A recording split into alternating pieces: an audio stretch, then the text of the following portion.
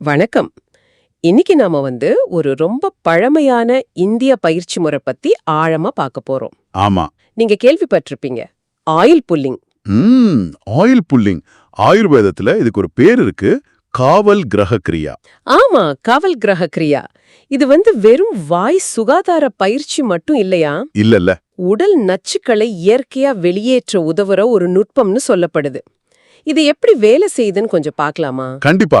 இதுல சுவாரஸ்யமான விஷயம் என்னன்னா, ஆயுர்வேத பார்வைப்படி நம்ம நாக்கு இருக்கு இல்லையா, ஆமா, அது உடலோட ஒரு மிரர் மாதிரி.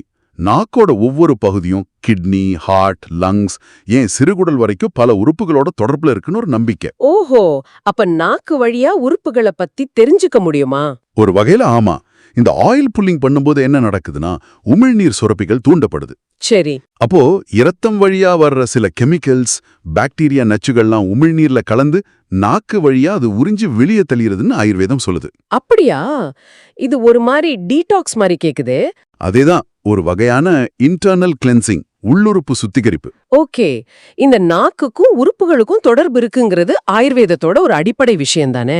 ஆமா, முக்கியமான கருத்து. சரி, அப்போ இந்த காவல் கிரக கிரியாவை, அதாவது ஆயில் புல்லிங்க எப்படி கரெக்டா செய்யறது கொஞ்சம் விளக்கமா சொல்லுங்க. ஏன்னா தப்பா செஞ்சா பிரச்சனை வரலாம் இல்லையா? நிச்சயமா. முதல்ல நேரம். தினமும் காலையில பண்ணணும். காலையில? வெறும் வயித்துல, அதாவது நீங்க டீ, காஃபி, தண்ணி கூட குடிக்கிறதுக்கு முன்னாடி. ஓ, எதுவுமே சாப்பிடாமையா? ஆமா, அப்பதான் அதோட பலன் அதிகம்னு சொல்றாங்க. 1 டேபிள் ஸ்பூன் அளவு எண்ணெய். என்ன? தேங்காய் எண்ணெய் ரொம்ப சிறந்தது, குறிப்பா செக்குல ஆட்டுனது. அத வாயில ஊத்திக்கணும். சரி.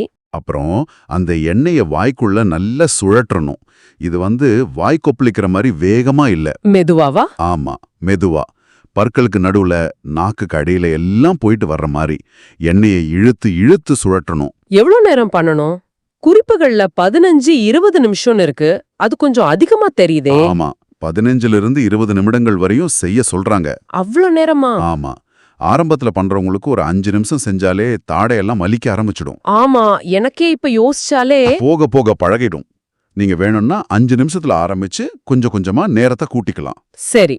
அந்த நேரத்துல தான் அந்த எண்ணெய் உமிழ்நீரோட நல்லா கலந்து அந்த நச்சுக்களை உறிஞ்சு எடுக்குதுன்னு சொல்றாங்க. ஓகே, 20 நிமிஷம் கழிச்சு அந்த எண்ணெய் எப்படி இருக்கும்? அது நீர்த்து போயிருக்கும். அப்புறம் ஒரு மாதிரி பால் மாதிரி வெண்மை நிறமா மாறி இருக்கும். பால் மாதியா? சரி. அப்புறம் அதை என்ன பண்ணணும்? துப்பிடணும்னு சொன்னீங்க. ஆமா, இது ரொம்ப ரொம்ப முக்கியம். அந்த எண்ணெயை தெரியாம கூட முழுங்கிடக்கூடாது. ஏன்? ஏன்னா அதுல நச்சுக்கள், பாக்டீரியா எல்லாம் கலந்திருக்குன்னு ஆயுர்வேதம் நம்புது. அதனால வெளியே துப்பிடணும். சரி, எங்க துப்புறது? வாஷ் பேசன்ல துப்பலாமா? அது வேணாம். ஏன்னா எண்ணெய், குறிப்பா தேங்காய் எண்ணெய் குளிர்ந்தா உறைஞ்சிடும். ஆமா ஆமா, அது பைப்ல அடைப்பு உண்டாக்கிடும். அதனால குப்பை தொட்டில ஒரு பேப்பர்ல துப்புறது நல்லது. நல்ல யோசனை. துப்பினதுக்கு அப்புறம்? அதுக்கப்புறம் வெதுவெதுப்பான தண்ணியில கொஞ்சம் உப்பு கலந்து அதால வாயை நல்லா கொப்பளிக்கணும். உப்பு தண்ணியா? சரி. ஆமா, நல்லா கொப்பளிச்சு கழுவணும்.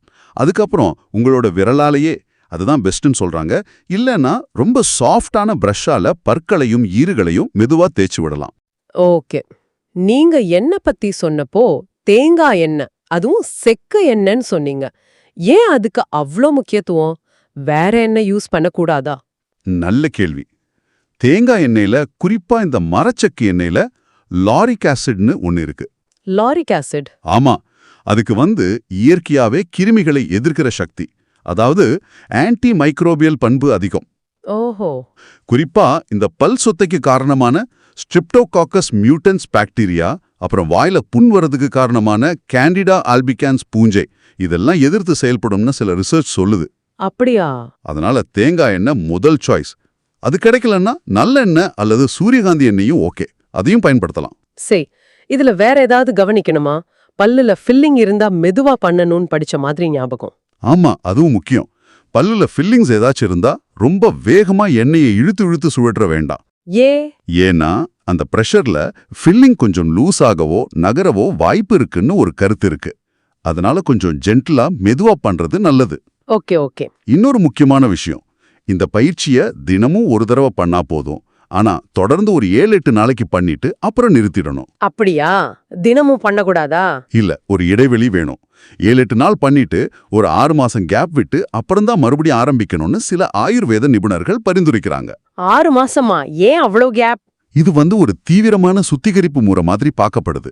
அதனால உடம்புக்கு கொஞ்சம் ரெஸ்ட் கொடுக்கணும், தொடர்ந்து பண்ண வேண்டாம்னு சொல்றாங்க. புரியுது. அப்ப சுருக்கமா சொல்லணும்னா இந்த ஆயில் புல்லிங் வெறும் வாய் சுத்தத்துக்கு மட்டும் இல்ல.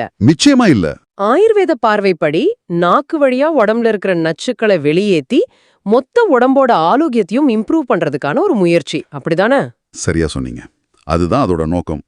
ஒரு முழுமையான ஆரோக்கியத்துக்கான பாரம்பரியம் அணுகுமுறை இது. நச்சுக்கள் வெளியேறினா உடம்புல இருக்கிற உறுப்புகள் எல்லாம் அதோட வேலையை இன்னும் சரியா சுலபமா செய்ய முடியுங்கிறது தான் இதோட பின்னாடி இருக்கிற தத்துவம். பார்க்க சிம்பிளா இருந்தாலும் இதுக்கு பின்னாடி இவ்ளோ விஷயம் இருக்கா? ரொம்ப இன்ட்ரெஸ்டிங்கா இருக்கு. ஆமா, இது நம்மள ஒரு முக்கியமான விஷயத்தை யோசிக்க வைக்குது இல்லையா? என்னது? அதாவது வாய் ஆரோக்கியத்துக்கும் உடலோட மற்ற பாகங்களுக்கும் இப்படி ஒரு தொடர்பு இருக்குன்னு இந்த பழைய காலத்து முறை சொல்லுது. அப்போ நாம தினமும் செய்யற மற்ற வாய்ப்பழக்கங்கள், நாம சாப்பிடுற சாப்பாடு, இதெல்லாம் கூட நாம நினைக்கிறதோட ஆழமான தாக்கங்களை நம்ம உடம்புல ஏற்படுத்தலாம் இல்லையா? ஆமா, யோசிக்க வேண்டிய விஷயம்தான். இத பத்தி நீங்க கொஞ்சம் யோசிச்சு பாருங்க. நமஸ்தே மூலம் உருவாக்கப்பட்ட இது போன்ற வீடியோக்களை தொடர்ந்து கேட்க இளமாறன் யூடியூப் சேனலை சப்ஸ்கிரைப் செய்யவும். நன்றி. வீடியோ பிடித்திருந்தால் லைக் பட்டனை அமைக்கி உங்கள் நண்பர்களுடன் பகிரவும்.